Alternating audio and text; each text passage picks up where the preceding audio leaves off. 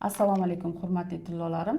Bugun xudo xolasa sizlarga yana bitta ekspert, ya'ni o'zimizning zaldagi trenerimiz Gulonxon bilan foydali ayollarga eng kerakli bo'ladigan podkast olishga qaror qildim. Sababi juda ko'pchilik ayollar savollar kommentariyaga kelganligi munosabati bilan Gulonxon bilan o'tirib bafurja hamma savollaringizga javob berishni niyat qildik. Assalomu alaykum. Assalomu alaykum. Yaxshi. Qanaqasiz Gulonxon? Yaxshi keldingizmi? Yaxshi, rahmat. Shukur. Gulonxon, ozgina bo'lsa ham o'zingizni tanishtirsangiz, bu sohaga qanaqa qilib kirib kelgansiz o'zi, nima sababdan, ya'ni nima urg'u bo'lgan kirib kelishingizga? Xo'p, men Aliyeva Gulonxon Hoji Akbarimda. Yoshim 40 ta. Sport sohasiga kirib kelishimga sabab o'zim o'qigan kasbim bo'yicha ruxsat tegmagan. Faqatgina 2 yilgina ishlaganman. Men o'zi tibbiyot yo'nalishini bitirganman. Tibbiyot yo'nalishini neyroxirurgiya fakultetida Yangi Toshmida ishlaganman. Xo'p, u yerda o'sha oilaviy sharoitlarga sababliga ko'ra xullas xo'jayin ruxsat bermaganlar va ketishga to'g'ri kelgan.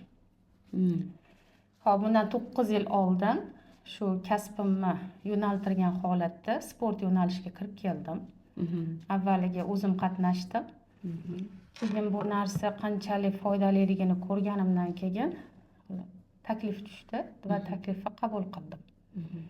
Hozirgi paytda ishlayotganimga 7 yil bo'lgan bo'lsa, alhamdulillah ancha narsa o'rgandim, tajriba orttirdim va hozirgi kunda yetarlicha kasbim ustini egasi bo'ldim. Juda ham zo'r. Dars jarayonlaringizni kuzataman-da, o'zingiz bilmagan holatda shunaqa berilib, maza qilib dars o'tasiz. Ko'p o'zi kelgan patsientlar, klientlaringiz bilan ham alohida suhbatlarda sekin alohida ham so'rayman-da. Shuning uchun ham asosan sizni tanladim. Nima deb o'ylaysiz? Ichki yog'lar bilan ishlashda asosan nimaga urg'u berishimiz kerakmi? Sizni, misol uchun menda trenerlar bor, raqsdan berishadi, boshqa-boshqalar, lekin sizniki o'zgacha yo'nalishda. Ichki yog'lar bilan ishlayman deysiz. Shu haqida baribir tushunmagan onajonlar bor, ayollar bor. Ichki yog'lar bilan ishlashda qanaqa shu haqida tushuncha bering. Ichki yog'lar bilan ishlashda eng birinchi qiladigan ishimiz bu nafasimizga e'tibor berishimiz kerak. Hozirgi kunda ko'pchilik, faqatgina ayollar emas, ko'pchilik noto'g'ri nafas oladi. Ya'ni bizda o'pka qismga emas, oshqozon qismga olishadi. Shuni hisobiga oshqozon kattalashib boryapti. Birinchi bo'lib shu nafasimizni to'g'rilashimiz kerak. Ya'ni o'pkaga nafas olgan holatda oshqozondan chiqarishimiz kerak. Hozir shu narsani teskarisi bo'ladi. Men ko'pchilik mana darsimga kelgan ayollarni kuzataman. Nafasni baqirib turarkansiz dars jarayoningizda. Bizda mani darsimda eng birinchi o'rinda nafas turadi. Chunki dihatelniy, ya'ni nafas упражненияsi barcha kasalliklarga ham davo bo'ladi. Nima demoqchiman? Kasalliklar deganda masalan allergik kasalliklar aynan ichki yog'larni eritish uchun nafas kerak. Sababi bizda organlar joylashgan bo'ladi.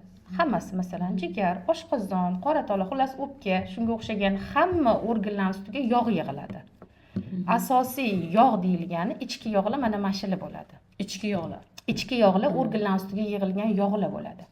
Ana o'sha yog'larni yoqqaningizda sizga tashqi yog'lar kamroq ziyon beradi. Bizda buni oddiy o'tirgan joyingizda hech qanaqa harakatsiz, faqatgina nafas olib chiqarib ishlashimiz ham mumkin. Harakat qo'shilganda bu narsa kuchayadi. Harakatsiz ham, masalan, endi shunaqa odamlar bo'ladi, harakati cheklangan ayollar bo'ladi. Ya'ni juda ham ves katta bo'ladi boshqa anaqalarga, mashqlarga layoqati bo'lmaydi. O'shanda bu narsa ko'proq qo'llaniladi. Mashq jarayonida o'zini etaplari bo'ladi. Kelganlarga aytaman, men shu nafas olish jarayoni bo'ladi, chiqarish jarayoni bo'ladi.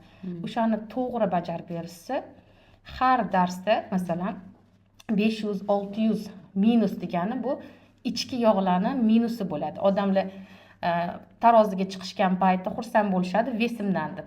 Aslida u ichki yog' bo'ladi. Ichki yog' bo'ladi, shishlar bo'ladi. O'sha narsani bartaraf qilish kerak birinchi o'rinda. Mana men oldimga kelishadi-da, massaj bilan parallelni olib boraman deyshadi. Men to'g'risini aytaman. Massajdan unaqa katta ves tashalmaydi. Agar endi ko'p kontentlarda bir narsalarda ko'rsam, internetda ko'rib qolaman, massajdan 10 kilo ozdirdim, 8 kilo ozdirdim deb xalqqa aldash emas, to'g'risini aytish kerak. Misol uchun, massaj bilan ishlanganda nima deydi? Объемdan, ya'ni suv ob'yom ketadi. Ichki yog'larni baribir eritishda qiyin u narsa. Bittada katta kiloga ozdirib bo'lmaydi. Mana shu narsani ham ochiq oydan onalar, ayollar bilsa aldanib qolishmaydi deb o'ylayman-da. Endi qarang, masajni ham yo'llari bor-da. Birinchi bo'lib masaj olayotganda ayol kishini terisiga qarash kerak. Uniki, ya'ni bizda mana oqsil bor-ku, oqsil yetishmovchiligi bormi ko'jasida yoki normalmi? Agar yetishmaydigan bo'lsa, unda masajni qotiradigan, ukreplaющий masaj olish kerak. U yog' erituvchi olsa, battar osilib ketadi. U mumkin emas. Keyin shu narsaga ahamiyat berish kerak. Birinchi bo'lib, masalan, masajga bordi, to'g'rimi? U ahamiyat berish kerak bo'lgan narsa nima? Odamlar ko'rishadi, tashqi ko'rinishini, ob'yomga ishlayapman deydi, masajga ketaveradi. Lekin undan so'rashmaydi, sizda qabziyat bormi, yo'qmi deb. Agarda ayollarda kimiki bo'lsa, kim ozmoqchi bo'lsa, agar qabziyati bo'lsa, bu sport ham, massaj ham yordam bermaydi. Mana ham birinchi bo'lib o'sha ichki florani shu nafas orqali va gormonlarni tekshirish orqali aniqlaymiz. Men o'zim yaqinda o'qib chiqdim, 1 yil bo'ldi. Shu gormonlar yo'nalishi bo'yicha o'qishni. Har bitta gormonning o'zining vazifasi bor. O'sha oshganda, kamayganda o'sha yog' yig'iladigan tochkalarimiz bor. O'sha narsani aniqlashtirgandan keyin, masalan, qilsa, massajni ham oqsil yetishmaydigan ayollarga iloji boricha apparatlarda qilish kerak, qotirish kerak. Yog'li massani eritish uchun iloji boricha uni parli, issiq massajlar qilish kerak. Faqatginacha ayollar shoshib qolishadi hozir. Hammaga aytsangiz, masalan, o'zim ko'p kuzatdim. Sizda ichki gormonal buzilish bor yoki oshqozoningizda yoki bo'lmasam jigaringizda yog' yig'ilishi bor. Tekshirtirib keling desam, bir xillaga yoqmaydi. Mendagi eng og'riqli muammo ham shu. Sababini topganda ular qo'rqib ketishadi chunki. Irodasi kuchsizlik qiladi-da, o'shanaqa narsa bor. O'shaning uchun asosan men bir maqsad qilib keldimmi, maqsadini amalga oshirish uchun oldin uni sababini sabab bilan ishlab yechim qilish kerak.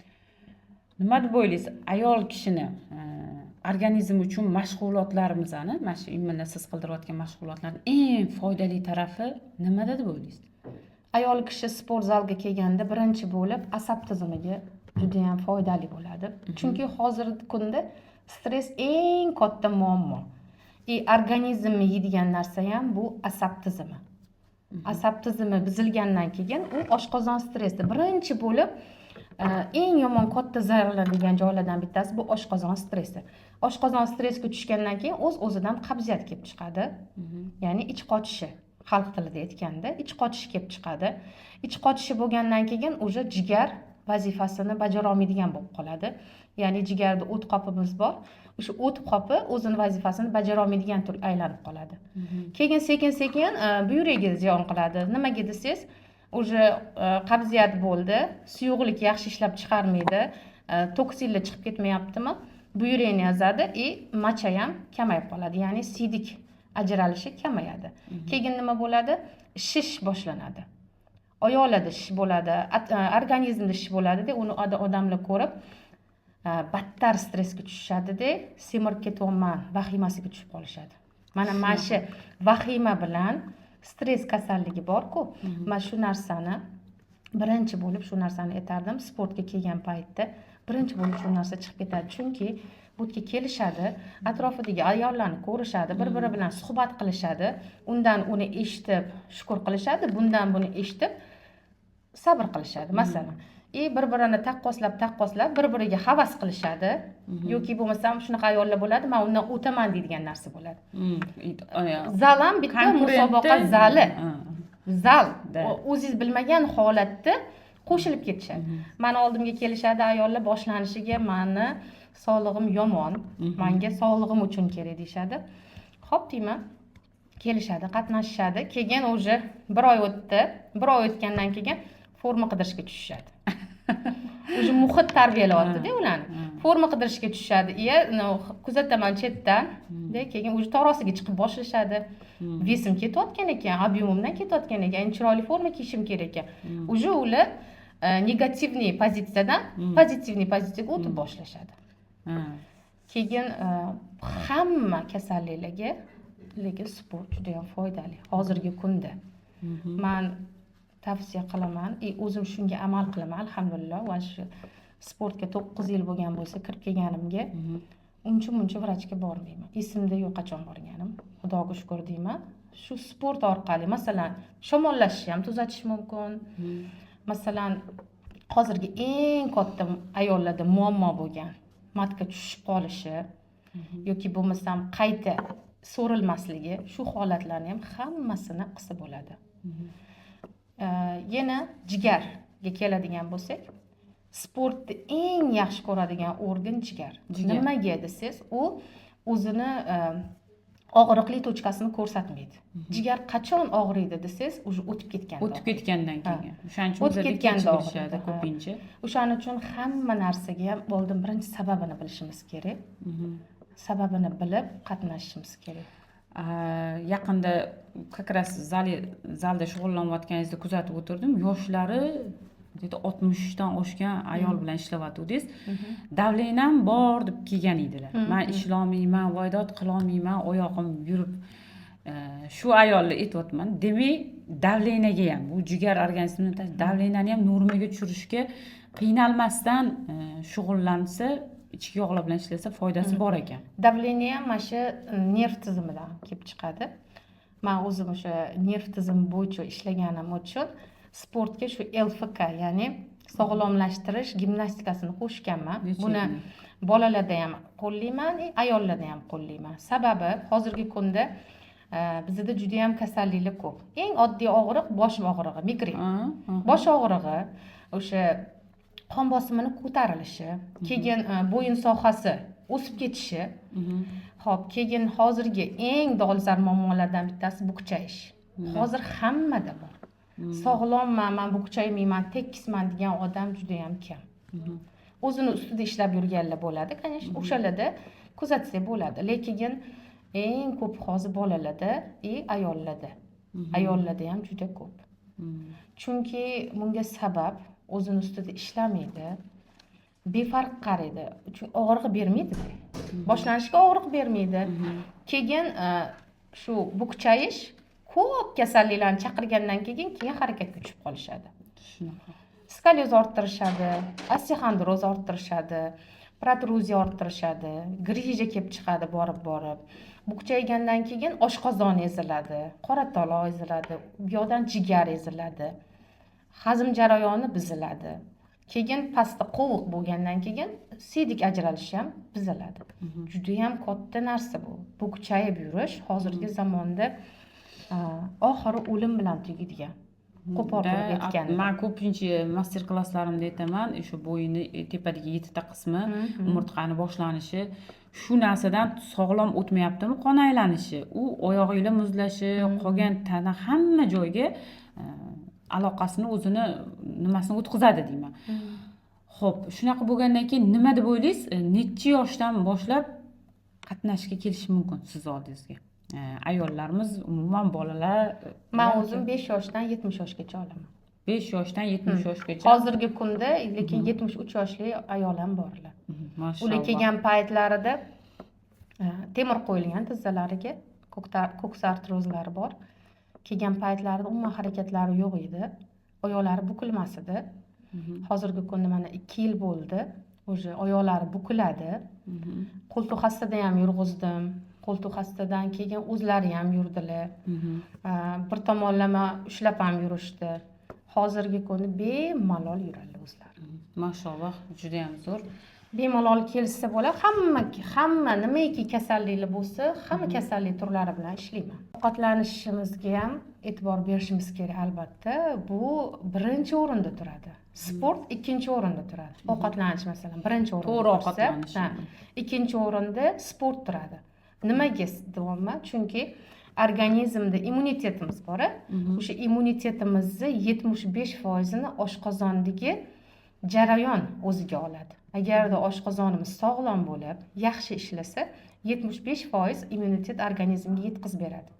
Nosog'lom bo'lsa, bizga immunitet kelmaydi. Shuning uchun birinchi o'rinda to'g'ri ovqatlanishimiz kerak. To'g'ri ovqatlanish deganda, palon pulli narsalar shart emas. Faqatgina amal qilishimiz kerak. Suv ichadigan paytimizni, ovqat yeydigan paytimizni ko'proq mahsulotlarimizga ahamiyat berishimiz kerak. Tez hazm bo'ladigan mahsulotlarni tanlashimiz kerak. Gulondon, qarang-da, nimaga organizmda o'zim bu savolning javobi o'zimda bor, lekin sizdan ham so'rab ko'rmoqchiman. Chunki auditoriyaga trenerni baribir gapi juda ham qiziq bo'ladi.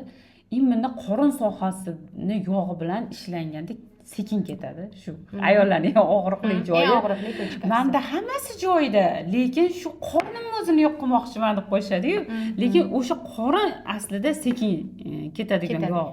Nimaga shu sekin ketadi? Shu nima qilsa qilish mumkin? Shu qorin sohasini ketmaydigani uchun, yaxshi ketmagani uchun shu o'qib chiqqanimni aytyapman. Mana gormonalniy narushение. Ya'ni gormonlar buzilishi. Bu ham nafasga borib taqalinadi. Nafasga borib taqalmaydi bu. Bu endi ayollarda tug'ruq bo'ladi, homiladorlik davri bo'ladi, tabiiy qo'shiladi stress. Eng katta narsa uyqusizlik. 4tasi birida bo'ladi, vitaminlarimiz kamayib boshlaydi, to'g'ri pitaniya qilinmaydi.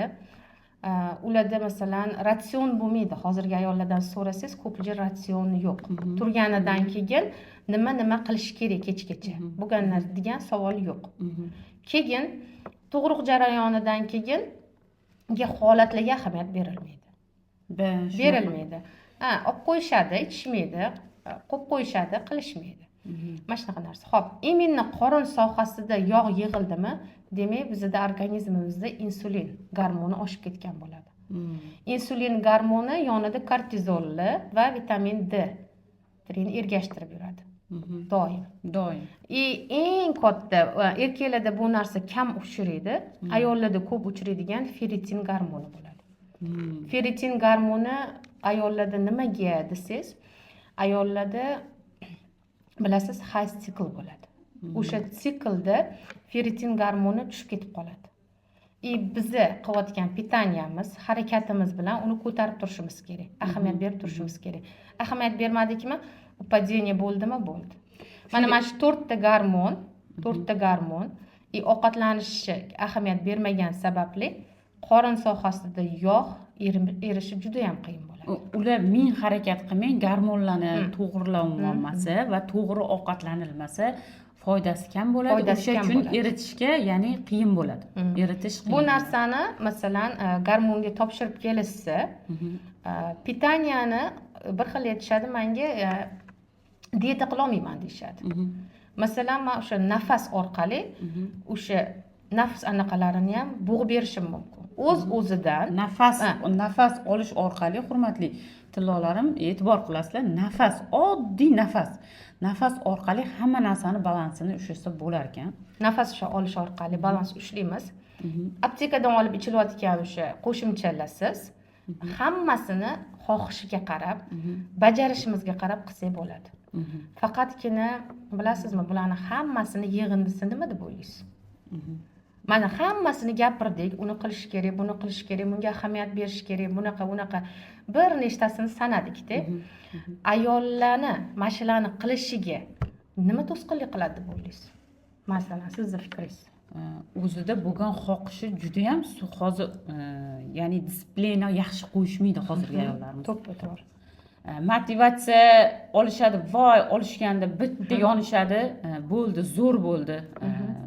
Ertadan boshlayman deyshadi, lekin o'sha 3 kun, 4 kun o'tadi, motivatsiya tushadi. Oldiga qo'ygan disiplina bo'lmasligi deb o'ylayman yana.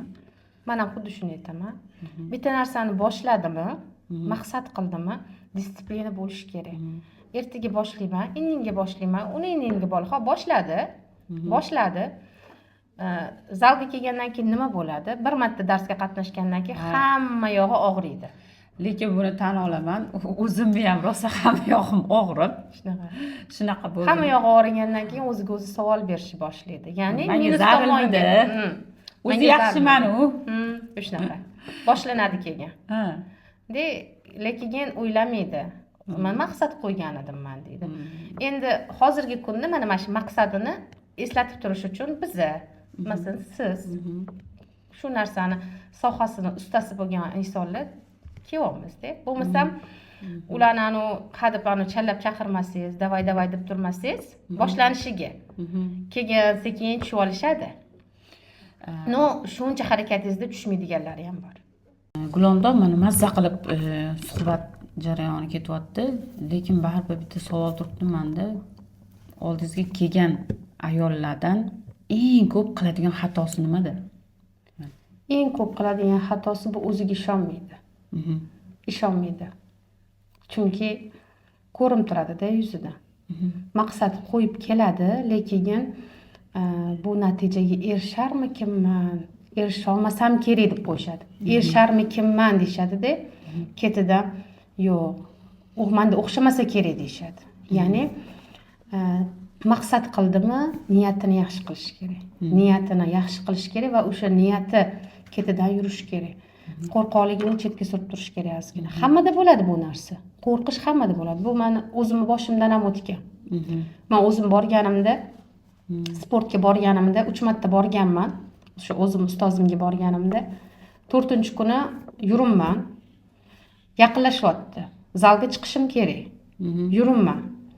Lekin o'shanda yurgan paytimda meni o'zimning maqsadim ko'rindi. Chunki menda o'tga borish uchun, o'tga chiqish uchun juda ham ruxsat olish qiyin edi-da.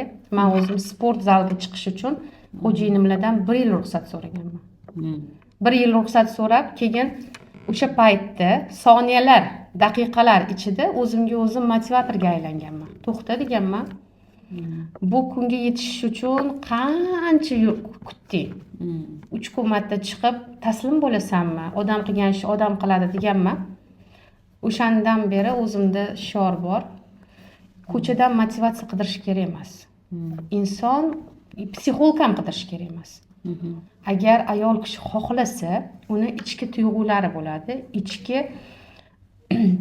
anaqalari bo'ladi, nimadir kuchli nima desa bo'ladi. O'zini yashirin qobiliyatlari bo'ladi. O'sha yashirin qobiliyatlarini chiqarish uchun ko'chadan motivatsiya qidirish kerak emas, o'zi motivatorga aylanish kerak. Ya'ni nima qanaqa qilib desangiz, har bitta qilayotgan ishidan masalan savol berish kerak. Buni nimaga qildim? Qilganim yaxshimi, to'g'rimi? Qayoqqa ketyapman masalan? Eng birinchi savol berish kerak-da. Men kimman o'zi deyish kerak. Ya'ni qayoqqa ketyapman deyish kerak. Va kelajakda qayoqqa boraman deyish kerak. Oddiy 3 ta savol bersa, o'zi kitob yozsa bo'ladi-da. Mana demoqchimanki, birinchi o'rinda niyatini to'g'irlash kerak va qo'rquvini yengish kerak va o'ziga o'zi motivatsiya berib turish kerak. Buni oynaga qaragan holatda kelishgan ayollarga o'rgataman. Juda ham katta natija beradi bu. Shu narsa 3 ta narsaga amal qilsa. Juda ham zo'r. Boya aytdingiz, gapingizni bo'lmaydi deb eshitib turdim, lekin bu men hurmatli bizani kuzatib turgan ayollarga aytgan bo'lardim, chunki bu boshimdan o'tgan holat bo'lganligi uchun ham eslatib o'taydiganman. Gormonlar haqida gapirganingizda, misol uchun men ham topshiriq kelganimda endokrinolog aytadi, sizga mamni iching deyshadi. Lekin muntazam yaxshi trener topsanglar, misol uchun shart emas imенно bizaga kelinglar deyish, lekin treneri yaxshisini topinglar va o'zingizlar uchun baribir ferritin shuni tekshirtirish kerak ekan. Misol uchun men shuncha vitaminlar ichib yuraman, bo'lmasa o'zimga qarayman. Siz degan holatda kelib tekshirganingizda Shahnoza ferritiningiz, misol uchun o'zim yosh bolalar bilan ishlaganimda bo'lmasa qarayman, ferritiningiz tushib ketibdi derkanman-ku. O'zim vitamin ichib yurganligim uchun o'zimniki joyida-ku degan narsa ketar ekan. Tekshirtirganimda menda ferritin tushib ketgan edi, pasiydi. Menga ham shu balansini to'g'irlash, boshqa holatlarni o'zlari chiroyli qilib bular tuz berdilar. Gulondan baraka topsinlar. Va men bittada sezdim, arzimagan narsaga asabiylashib ketish ayollarni, misol uchun eringlar bilan janjallashib qolish, uydiga yo'q qaynanaga ters gapirish, yo'q farzandinglarni jerkib tashlash. oddiy charchaganimdan yo boshqa narsadan deb o'ylaymiz, lekin aslida vitaminni, gormonni shuni balansi buzib qo'yganimizda, ayniqsa ferritin tushib ketsa, o'zinglar uchun bitta tekshirtirib qo'yishinglarni maslahat berardim. Agar tushib ketgan bo'lsa, albatta shuni yechimini qiladigan vitaminlarni yozdiringlar yaxshi mutaxassislardan va sportni davom qoldirish kerak emas. Sport hamma narsaga hatya biz qurbiylar yetmayapti, kelishga yaxshi trenerdan maslahat konsultatsiyasini olib va hatya yurishga chiqish kerak. Ja bo'lmasa, imkoniyati bo'lmasa, yurishga bo'lsa ham chiqish kerak. Endi oldingi qarang, gapingizni bo'ldim. Oldingi davrda sportga chiroy uchun borishgan bo'lsa, hozirgi davrda sog'lom bo'lish uchun kelishyapti. Ko'p qaysi masalan zalga borsangiz, qaysi auditoriyani nazar soladigan bo'lsangiz, hammada kasallik bor. Savol berganingizda men o'zimni chiroyli qilishga emas, sog'lig'imga yechim topish uchun keldim deydi. Ko'pchilik ayollar bilan suhbat qilaman, kelganda endi tanishib olaman deydi, siz kim, nima sabab keldingiz deganimda, hammasida shunaqa bo'ladi boshlanishiga. Keyin ozgina sog'lig'i yaxshi bo'lgandan keyin yana qo'shimchasiga chiroyini qo'yishadi. Hozirgi zamon talabi sportga borishi, hozirgi zamon talabi sog'lom bo'lish uchun boriladi. Shuncha gapdan keyin ham ayollar uyda o'tirsanglar endi chidolmaymiz deydi-yu. Lekin bitta narsa, hamma qulayliklar yaratilgan sari nimaga deyman-da, bir xil savol beraman. Ayollarimizda hozir telefon deysizmi, tagida mashina, hamma sharoitlar bo'lgan sarisi oldingi zamonda qo'lda kir yuvardik-ku, esingizdanmi? Qanaqa nimalarda choy qo'yardik. Hamma sharoit bor, lekin oddiy shuni turib zalga kelishsa bo'ldi narsa, lekin shunga ham ayollarda xohish kuchi pasayib ketyapti-da. Dangasalik. Bunga ham baribir ilmsizlikmikin? Ilmsizlik ham, dangasalik ham bo'ladi. Bunaqa narsa-da, mana qarang, siz endi ko'pchilikni xo'jayini mana обеспечить qiladi, ya'ni ta'minlaydi. Mana bu quruq qilsak, quruq qilinmiz. O'rtada ayol kishi o'tiradi. Doimiy har tomonlama uni обеспечить qilishadi. O'rtada o'tiribdi, komfort zonada. Komfort zonadan chiqish kerak. Komfort zonadan chiqish yoqmaydi-da. Qachon chiqadi, bilasizmi? Menga kelishadi, uje komfort zonada o'tiribdi. Birinchi anaqani dakkini eridan eshitganda. O'shani eshitmasdan oldin o'ziga savol berish kerak-da, komfort zonada yashasin. Zo'r. Lekin ertaga mana shu komfort zonada qolib ketsa, farzandlariga nima o'rgatadi? Onasi farzandlariga lider bo'lmasa, farzandlari liderni ko'chadan qidiradi. Ya'ni hozirgi kunda ota-ona farzandlariga lider bo'lish kerak. Birinchi maqsad shuni qo'yish kerak. Mayli o'zini sog'lig'ini ikkinchi o'ringa qo'ysin. Lekin hozir ko'pchilik mana o'zi bormasa ham farzandini olib boradi. Farzandi uchun yashayotgan onalar bor. Farzandiga befarq bo'lgan onalar ham bor. Ham farzandiga befarq, ham o'ziga. Keyin ertaga savol berishadi. Qatta xato qildim deb. Kech bo'lmasdan vaqtliroq shu savol berish kerak-da, xato qilmaslik uchun harakat qilish kerak. Hamma narsa harakatga bog'liq va xohishga bog'liq.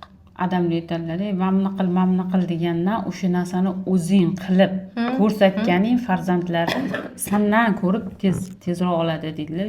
Shu narsa. O'shaning uchun oldingilarning gapi bor-da, qush uyasida ko'rganini qiladi. Shunaqa. Shu narsani qilib berish kerak, sharoit qilib beryaptimi farzandiga? O'sha sharoitni qanaqa qiyinchilik bilan qilib berayotganini ko'rsatib bilish kerak. O'sha liderligini qilib berish kerak. Vaqt soatida. Bo'lmasa kech qoladi. Gulondom, misol uchun sport, yaxshi qorin yog'lari bilan ishlash, hammasini haqida suhbatlashdik. Lekin bu yerda ayollarimiz, jamoamiz, bizning kuzatuvchilarimizdan sizni bilmaydiganlar bor. Ya'ni hozir bilasiz, tahorat tez ayollarda buzilib qolishi, aksarsa ham peshob qo'yib yuborishi eng kerakli mavzu. Bu narsalarni biz olib chiqmaymiz, chunki hamma ayollarimizning xo'jayinlar ruxsat bermaydi, hammasi hijobda keladi. Bizda asosan auditoriya o'sha uchun qo'ya olmaymiz. Lekingda endi baribir bu narsani ayollarga manfaati borda, baribir olib chiqmasak, shu narsani bular bilishmasa, qanaqa qilib qayerda borligini bilishmasa, misol uchun kelisha olmaydi, bilishmaydi xabar bo'lmagandan keyin. Men aytayotganim, ya'ni tahorat buzilishi, keyin hozir internetlarda chiqib ketdi. Ana kuni siz bilan suhbatlashganimda ozgina menga shu narsa haqida ham tushuntirib o'tib ketganligingiz uchun men kuzatuvchilarimga ham ilingim kelyapti. Shu mavzu haqida ozgina qisqacha aytib bersangiz. Ya'ni bizani zalga kelishgan ayollar bilan Gulandonni immunitet trenerligi ostida shug'ullangan darsliklarida shu holatlarga ham yechim berib ketamiz. Ya'ni tahorat tez aksirganda buzilishlar, matka pushini, ya'ni pastga tushishlar, shular bilan ishlaysiz va ko'pincha internetda kuzatsangiz, anu sistema bilan nafas tortib, chiqazib shunaqa holatda ishlayotganlar bor. Bu qanaqa? Lekin sizda imini mana shunaqa siz ham boshqacha yo'llar bilan ham hozir to'g'rilaysiz-ku. Shu narsani sistema bilan tortib chiqazib ishlanganda yechimi qanaqa? Buni ikkalasini farqini aytib bering va nima uchun u narsa qilinishi ham menimcha kuzatuvchilarimizga qiziq. Ayniqsa ayollarni bu qo'shtirnoqchining eng og'riqli muammoligida. To'g'ri aytdingiz. Hozir eng katta og'riqli muammo aytganingizdek o'sha matka, опушение matkasi и несокращенный matka. Несокращенный matka, ya'ni matka qisqarmaydi joyida. Bu tahorat ushlab tura olmaslik, tez bovul qilishlik mana shu именно matka sabab bo'ladi. Birinchi o'rinda. Ikkinchi o'rinda shamollatish. Shamollatish sabab bo'ladi. Uchinchi o'rinda mana tug'ruqdan keyin chilla qilinadi. Ana o'sha paytda ayol kishi o'zini asrash kerak deyiladi. Hozirgi kunda u narsalar yo'q. Juda ham kam oilalarda bo'lyapti-da. Ya'ni bu o'sha matkani yaxshi rivojlanmasligidan, ya'ni joyiga qaytib ko'tarilmasligidan va joyida qolib ketishligidan. Bu yerda yana gormonlar buzilishi ham rol o'ynaydi. Rol o'ynaydiki, lekin gormon o'z-o'zidan buzilmaydi-da. Hadeb o'sha shamollatgandan keyin bo'lmasam ahamiyat bermaganlikdan bo'ladi. Xo'p, bu narsani dars jarayonida bunaqa kasalliklar bilan ishlaganman. Juda ham ko'p hozir. Davleniya bilan bitta kelsa, опушение materi 4 ta keladi. Shunaqa. Chunki ayollarning muammosi shu bo'lib qolganda, yechimi bor buni. Harakat har doim kech qolmaymiz. Harakatimizni qilsak, masalan, men o'zim 40 yoshda bo'lsam, 60 yoshda kelgan ayollar ham bor. Kech qolishmaydi. Faqat harakat qilish kerak. Hozirgi kunda operatsiya qilib ko'tarish bor. Siz aytganingizdek o'sha har xil anaqa instrumentlardan foydalanish bor. Shularsiz sport bilan ko'tarish bor. Demak, 3 xil holati bor. Bittasi operatsionniy, bittasi instrumentlar bilan foydalanib qilish va bittasi, ya'ni meni o'zim yo'nalishim ham sport yo'nalishi, organik o'zi bilan shug'ullanish, instrumentsiz. Xo'p, endi kiritib o'taman. Operatsiya qilsa nima bo'ladi? Operatsiya qilsa natijaga tez erishadi. Tez erishadi, haqiqatda tan olamiz. Chunki og'riqli tochkasi bittada hal bo'ladi. Faqatgina sababi no degan joyi bor-da. Nima desangiz, operatsiya qilindi. U narsa уже 3 yil, 2 yildan keyin sekin-sekin yana bo'shashni boshlaydi. Nimaga desangiz, chunki o'tda mishsa qotirilmaydi. Faqatgina ortiqcha narsani olishadi, yopishadi. Bo'ldi. Agarda hozir esimdan chiqib qolmasam, uzr gapingizni bo'ldim, berib oling. Misol uchun operatsiya qildirib bo'ldi. Misol uchun bizani kuzatayotgan kuzatuvchilarimiz qildirib bo'lgan, lekin endi eshitib qoldi suhbatimizni. Operatsiyadan keyin sportga kelsa qotirib olsa bo'ladimi? Bo'ladi. Kech qolmasligi kerak. Men aytaman, operatsiya masalan bir xillarniki o'ta muammoli bo'ladi. Operatsiyani tavsiya qilaman. Bir xillarniki tavsiya qilmayman. Kelishgan men so'rayman, o'zida qilinglar deyman. O'shanga qarab natijasini ko'rib aytaman. Faqat sport bilan ko'tarsa bo'ladi yoki bo'lmasa harakatingizni qiling deyman. Xo'p, operatsiya qildirib bo'ldi. Qatnashish kerak. Qatnashmasa ishlash kerak, ya'ni ayol. Chunki bizning organlarimiz aniqa bo'shashuvchi, hamma organda bor. Kattalashadi. Alloh taolodan shunaqa yaratib qo'yilganda, mana hozir oshqozonni ham operatsiya qilishyapti. 2 yildan keyin o'z holiga qaytyapti. u shunaqa narsada vaqt baribir o'z hukmini qiladi, o'z tortish hukmini qonuni qiladi. ishlab turibdi. Yoshimiz katta bo'lgan sari Xuddi yuzimiz shunaqa. osiladi, Xuddi terimiz shunaqa. osiladi. Xuddi shunaqa. Shunga o'xshab matka bu faqat Operatsiya qilgandan keyin sababini qilib постоянно sportga qatnashish kerak. To'xtatib qo'ysa, avvalgi holatiga qaytib qoladi. Chunki unda mышцаlarni olib tashlashgan. O'zini qayta ishlaydigan уже muskullari yo'q. Olib tashalganda u narkoz berilgandan keyin uxlab qoladi. Shu narsasi yomon. Narkoz yomon narsa. Hamma yoni uxlatadi, qarishga ham tez sabab bo'ladi. Xo'p, ikkinchisi apparatlar bilan ishlash. mana hozir sistemalarda ko'rsatishyapti. Men o'zim qarshiman. Endi balkim u sterillangandir. Lekin 100% bo'lib bo'lmaydi-da. Baribir mikrob Baribir bo'lib bo'lmaydi. Chunki u ichki organ va eng anaqa nozik tochka. Nozik tochkalarda uni ham shart emas. U apparat yordam beryapti, kirdi, yordam beryapti mышцani ishlatishga. Olib tashlagandan keyin u yana o'chadi. Bu uxlaydi o'sha joyida. Shu o'rinda o'zimga ham qiziq, demak, apparat organizm ichiga qo'yib qo'yiladimi shunday instrument? Qo'yib qo'yiladi, qo'yiladigani bor, vaqtinchalik qilib qo'yib turib tok bilan ishlatadiganlari bor. Keyin mana shunaqa nimaga desangiz, u oddiy narsa, masalan, baklashka turgan joyida o'zidan o'zi ishlamaydi, unga tok ulasangiz, ichidagi qaynashi mumkin. Choyga masalan qo'yasiz, keyin prosesga kirishadi bu. Tushunarli. Oddiy narsa prosesga kirishmaydi. U nur orqalimi ziyon qaysidir organlarga. Именно matkani o'ziga ham. Matkani o'ziga. Ziyon. Xo'p, endi u olib tashalgandan keyin u сокращение bo'ldi deylik, mышцalar qotdi deylik. Endi ma'lum vaqt o'tdi unda ham. Unda tez qaytadi orqaga. Operatsiyada masalan 2 yil, 3 yil olsak, apparatlar bilan qilganda 1 oy, 2 oy. Qaytaveradi o'zini joyiga. Yana baribir qaytaveradi. Endi sportga keladigan bo'lsangiz, sportda to'g'ri qiynalasiz, uzoqroq vaqt ketadi, lekin natijani yaxshi olasiz. Masalan, gilamni olaylik, gilamni o'rashingizga bog'liq. Kichkina o'rasangiz, tekis, chiroyli, qattiq plotni o'raladi. Gilamni tez o'rab tashlasangiz, qing'ir, qiyshuv, xohlagancha o'raladi. Muskullarimiz ham, organizmdagi muskullarimiz ham shunga o'xshataman. Ayollar boshqachasiga tushunmaydi-da. Qog'oz olaman, o'rab ko'rsataman. Mana sizning mышцangiz, buni biz yig'ishimiz kerak. Siz qanaqa yig'gan bo'lardingiz deb o'ziga savol beraman. U bir xillari o'rab ko'rsatib berishadi. Sportda yo'nalishidagi muskul o'ralishi mana shu oddiy varroqqa o'xshaydi.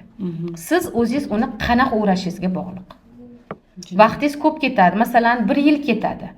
Lekin 1 yil ichida u сокращение bo'ladi-da, u bo'shashmaydi. Sport yo'nalishi mana ayollar aytishadi menga, dars jarayonidan keyin ketishgandan keyin bir xillari yozishadi-da.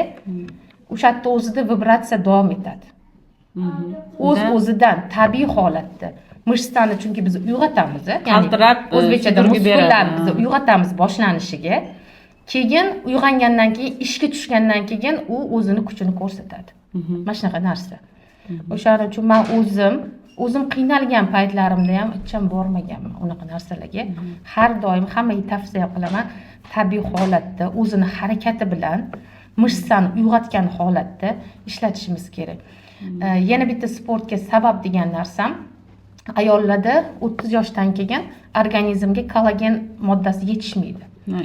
O'sha eng kerakli narsa. O'sha kollagen ishlab chiqarmagandan keyin organizm tez qarishga o'tadi. Tez qarish jarayoni matkada birinchi bo'lib ko'rinadi.